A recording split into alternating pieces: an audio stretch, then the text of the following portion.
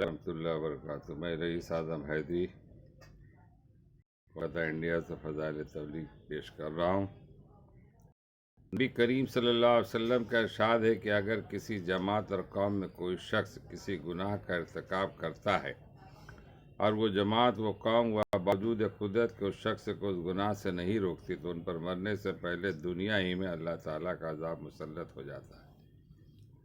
میرے مخلص بزرگوار اور ترقی اسلام و مسلمین کے خواہش مند دوستو، یہ ہیں مسلمانوں کی تباہی کے اسباب اور روز افزوں و بربادی کی وجہ۔ ہر شخص اجنبیوں کو نہیں، برابر والوں کو نہیں، اپنے گھر کے لوگوں کو، اپنی اولاد کو، اپنے ماتحتوں کو ایک لمحہ اس نظر سے دیکھ لے کہ کتنے کھلے ہوئے معاصی میں یعنی گناہ میں وہ لوگ مبتلا، اور آپ حضرات اپنی ذات و وجاہت اور اثر سے ان کو روکتے ہیں یا نہیں۔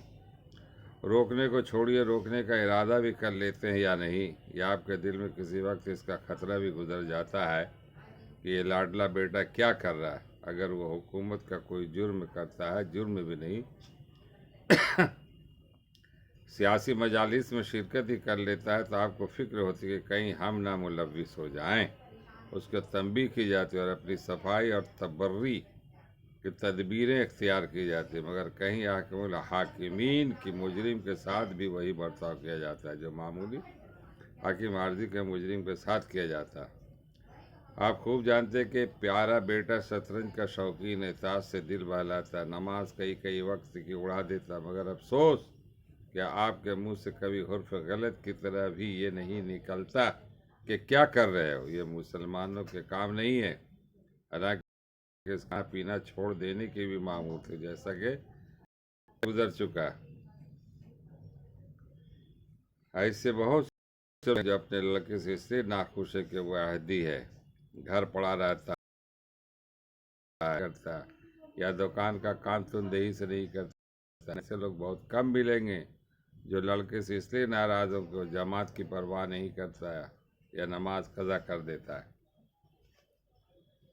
بزرگوں، دوستو، اگر صرف آخرت ہی کا وبال ہوتا تب بھی یہ امور اس قابل تھے کہ اس سے کوسوں دور بھاگا جاتا، لیکن قیامت تک تو یہ ہے کہ دنیا کی تباہی کو جس کو ہم عملاً آخرت سے مقدم سمجھتے ہیں، انہی امور کی وجہ سے غور تو کیجئے، اس اندھے پن کی کوئی حد بھی ہے؟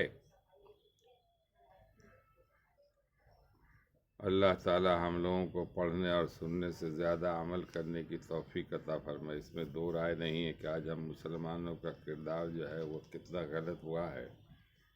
باہر کی دنیا کو چھوڑ دے، گھر والے ہی آپ کے بات کو نہیں مان پا رہے، اور نہ آپ بول رہے ہیں، نہ نماز ہے، نہ روزہ ہے، نہ زکوٰۃ ہے، نہ خیرات ہے، نہ عبادت ہے، نہ تلاوت ہے۔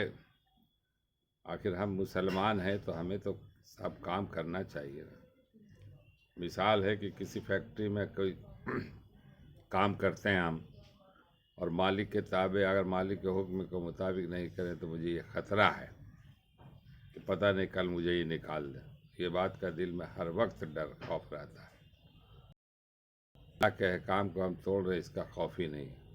بس سوچنے کی بات ہے، غور کرنے کی بات ہے کہ اللہ تو کوئی چیز ہے، اللہ ہی تو سب سے بڑی چیز ہے۔ اب غور کر لیے، دنیا ہے، آسمان کس نے بنایا، چاند کس نے بنایا، سورج کس نے بنایا، پیڑ پودے کس نے بنائے، غلہ اگ رہا کس نے بنایا، کھا رہے ہیں وہ کہاں سے، ہوائیں چل رہی ہے کون دے رہا ہے؟ یہ ساری چیزیں ہم کو میسر ہو رہی ہے، کس کے ذریعے سے ہو رہی ہے؟ اللہ کے ذریعے، اللہ ہی دینے والا ہے۔ تو اللہ ہم بندوں سے کیا کہہ رہا ہے؟ سیدھے راستے پہ چلو، غلط نہیں، میں نے کسی کی طرف کوئی غلط نظر سے نہ دیکھو، غلط معاملات نہ کرو، غلط خیالات نہ لاؤ، غلط بات نہ کرو، کسی کا گبن نہ کرو۔ تو یہ معاملہ ہے۔ آج کل تو معاملات اتنے خراب ہو گئے کہ آپ کسی کو دے کر کے دیکھ لیجئے، وہ غائب۔ اگر دے کر کے نہیں دے تو آپ پر کوئی دھمکی بھی دے کر کے آپ سے پیسہ نکال رہا ہے، دے رہا ہے۔ یہ حال ہے آج کل، تو یہ عام ہو گئے بات۔ اور نماز، روزہ، زکوٰۃ اس تو بالکل ہی نہیں، تو اللہ کا عذاب تو آئے گا نا آپ پر۔ فیکٹری والے آپ کو گھر سے، کارخانے سے نکالا جائے، اللہ آپ کے اوپر مصیبت ڈال دے۔ مصیبت کیا ہے؟ آپ کی جان کی تکلیف ہے، اسی کا نام مصیبت ہے۔ پیٹ میں درد، بدن میں درد، بیمار ہو گئے، تکلیف میں ہے، اور جب تکلیف میں رہتے ہیں آپ تو آپ کے منہ سے اللہ ہی اللہ، اللہ ہی اللہ۔ آپ کے ساتھ کوئی پریشانی آتی تو دماغ لگتا ہے جس سے پھٹ رہا۔ کیوں پھٹ رہا بھائی؟ ایسی کون سی بات ہو گئی؟ آنکھ کان ناک سب کچھ ہے، مگر سوچنے سمجھنے کی ختم ہو جاتی ہے۔ جب پریشانی آتی ہے تو دماغ کام نہیں کرتا، اور نہیں تو ایسے پھر اللہ کا کرم ہے، خوش ہے، کھا رہے پی رہے گھوم رہے، تو اللہ کی عبادت بھی کر لیا کیجیے، اللہ کے حکم کو بھی مان لیجیے، اللہ کی بات کو بھی مان لیجیے، نبی کے طریقے پہ چل دیجیے۔ یہی تو اللہ کہہ رہا ہے۔ اللہ تو آپ سے نہیں، اللہ آپ کو دے رہا ہے اتنا کچھ، تو آپ کو کہہ رہا 5 وقت سے نماز پڑھ لیجیے۔ یعنی نماز میں ہے کہ اللہ کا ذکر، ان کی بڑائی۔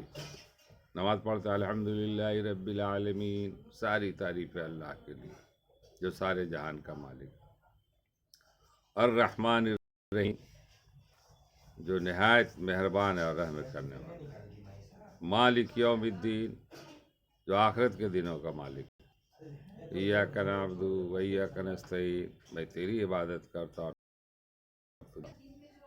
تو کہاں آپ مانگ رہے ہیں؟ کہاں آپ عبادت کر رہے ہیں؟ نماز پڑھ لینا صرف ایک عبادت نہیں، اور بھی عبادت ہے، اس سے ہٹ کے معاملات ہیں، محلہ ہے، گاؤں ہے، گھر ہے، شہر ہے، ہر کے ساتھ اخلاق، کسی کو تکلیف نہیں دینا۔ اور ایک بات آپ یہ سچ لیجیے، جو بھی آپ غلط کام کر رہے ہیں اس کا پچھتاوا آپ کو ہے۔ آپ کسی کو تکلیف دیجیے، آپ کو خود لگے نہیں غلط کیا۔ یہ الگ بات ہے شان، تکبر، گھمنڈ میں آپ کچھ نہیں بولے، بڑے سے بڑے بھیا، بڑے سے بڑی، اس کو رات کی تنہائی ڈستا ہے، نیند نہیں آتی ہے، کیونکہ غلط کام کیا، ذہن ہے ذہن اس کا۔ اب وہ پریشان میں ڈرگ ہے، شراب ہے، میں نے ایسے ہی پی آگے زندگی گزار، تو سکون نہیں، اسی کا نام ہے سکون، ختم۔ یہی عذاب ہے یہ ایک طرح سے۔ مرنے کے بعد جو عذاب ہوگا وہ تو اور بات بھیانک ہے، قبر میں جائے گا معاملہ ختم۔ آج جو پوری دنیا میں جو ظلم ہو رہا ہے تو اس کا بھی انجام بھگتنا ہی پڑے گا۔ نہیں، سیدھا راستہ یہی ہے کہ بس کسی کو نہ تکلیف دو اور نہ تکلیف مولو۔ اللہ تعالی ہم لوگوں کو پڑھنے اور سننے سے زیادہ عمل کرنے کی توفیق عطا فرمائے۔ شاید کہ اتر جائے تیرے دل میں میری بات، یعنی اللہ رسول کی بات، میری بات کیا، میں تو بس اللہ رسول کی بات کا۔ السلام علیکم ورحمۃ اللہ وبرکاتہ۔ اس گنہگار کے لیے بھی دعا کریں، آپ لوگوں کے بھی لیے دعا کرتا ہوں۔ السلام علیکم۔